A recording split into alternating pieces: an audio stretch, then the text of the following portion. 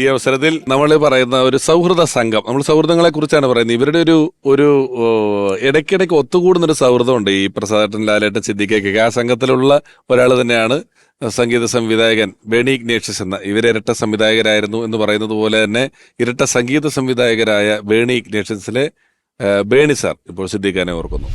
Director Siddique സംവിധായകനാകുന്നതിന് മുമ്പ്, script writer ആകുന്നതിന് മുമ്പ്, സിനിമയിലൊക്കെ പ്രവേശിക്കുന്നതിന് മുമ്പ് എൻ്റെ ബാല്യകാല സുഹൃത്താണ്. മിക്കവാറും ദിവസം സിദ്ദിഖിനെ ഞാൻ കാണും.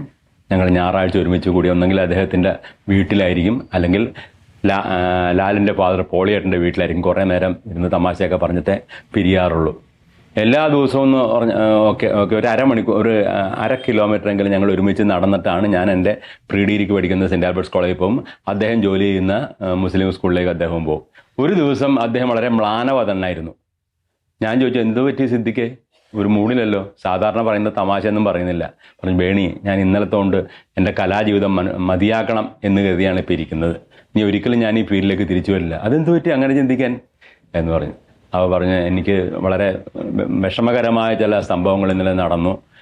പലരും എന്നെ ഇൻസൾട്ട് ചെയ്ത് സംസാരിക്കുന്ന പോലെ സംസാരിച്ചു. എനിക്ക് ഈ പണി പറ്റില്ല, എനിക്ക് എൻ്റെ ഈ മുസ്ലിം സ്കൂളിലെ ജോലി മതി, ഞാൻ അങ്ങനെ ജീവിച്ചോളാം എന്ന് പറഞ്ഞു. അപ്പോൾ എൻ്റെ ജ്യേഷ്ഠനൊക്കെ പറയുന്നത്, എൻ്റെ പലരും പറയുന്നതായിട്ടുള്ള ചില പോസിറ്റീവ് തോട്ട്സ് എല്ലാം എൻ്റെ മനസ്സിൽ പെട്ടെന്ന് വന്നു.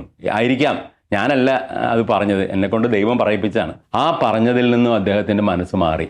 പിന്നെ അദ്ദേഹം പൂർവാധികം ശക്തിയോടെ ഈ ഫീൽഡിലേക്ക് തിരിച്ചു വരണം, പല കാര്യങ്ങളും ചെയ്യണം എന്നുള്ളൊരു ശക്തമായ തീരുമാനത്തോടെയാണ് അദ്ദേഹം പിന്നീടുള്ള ദിവസങ്ങൾ കഴിച്ചു കൂട്ടിയത്. ഇത് ഞാൻ അറിയുന്നത് മനോരമ സൺഡേ സപ്ലിമെൻറ്റിൽ അദ്ദേഹം എന്നെപ്പറ്റി ഒരു പാരഗ്രാഫ് എഴുതിയിരിക്കുന്നു, സിദ്ദിഖ് ലാലിൻ്റെ ഒരു മുഴുനീള പേജിൽ. ഞാൻ ഉടനെ വിളിച്ചു, എന്താണ് എന്നെപ്പറ്റി എഴുതാൻ കാര്യം എന്ന് ചോദിച്ചു.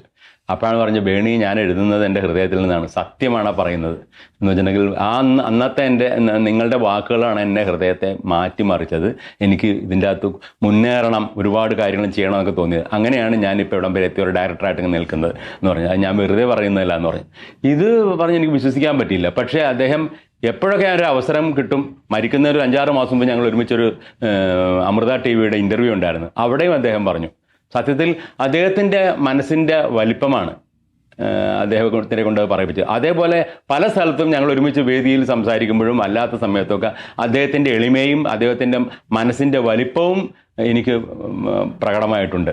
അപ്പോൾ സത്യം പറഞ്ഞാൽ അദ്ദേഹം ഒരു ഡയറക്ടറോ സ്ക്രിപ്റ്റ് റൈറ്ററോ മാത്രമല്ല, ഒരു മഹാനായ വ്യക്തി കൂടിയാണ്. അതുകൊണ്ടാണ് അദ്ദേഹത്തെ പറ്റി ഒരു വാക്കുപോലും മോശം പറയാൻ ഒരാൾക്കും സാധിക്കില്ല.